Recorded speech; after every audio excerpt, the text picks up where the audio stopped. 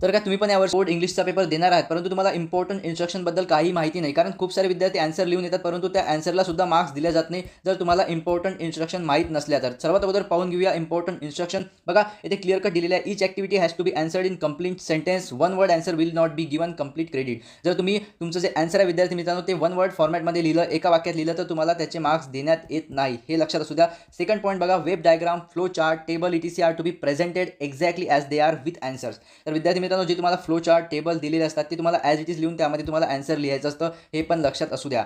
Third point बघा, in point 2 above just word without a presentation of the activity format design will not be given credit. जर तुम्ही फक्त box जसे तुम्हाला जसे बॉक्स देण्यात येतात तसे बॉक्स तुम्ही काढून ठेवले आणि त्यामध्ये आन्सर्स लिहिलं नाही, तर काही फायदा नाही, तुम्हाला त्याचे पण मार्क्स देण्यात येत नाही. नंतर चौथा आणि पाचवा पॉईंट खूप महत्त्वाचा आहे. त्यावर तुम्हाला या रीलला सेव्ह करून घ्यायचा आहे आणि हे रील तुमच्या 3 मित्रांपर्यंत नक्की शेअर करा. आणि मोस्ट इम्पॉर्टंट क्वेश्चन तुम्हाला या Instagram पेजवरती दिलेले आहे. सोबतच बायोमध्ये एक YouTube लिंक दिलेली आहे, त्यावरती प्रत्येक विषयाचे IMP व्हायरल क्वेश्चन पेपर सुद्धा तुम्हाला मिळणार आहे. तर तुम्हाला या Insta पेजला फॉलो नक्की करून घ्यायचं आहे. बघा, multiple answer to the same activity will be treated as wrong and will not be given any credit. तर multiple answer to be same activity तुम्ही जर लिहिलं तर तुम्हाला याचे मार्क्स मिळतील नाही. त्यानंतर maintain the sequence of the sentence question number. तर तुम्हाला क्वेश्चन नंबरचा सिक्वेन्स मेंटेन करायचा विद्यार्थी मित्रांनो. प्रॉपर क्वेश्चन लिहून त्याच्याखाली आन्सर मार्क करून तुम्हाला आन्सर लिहायचा आहे.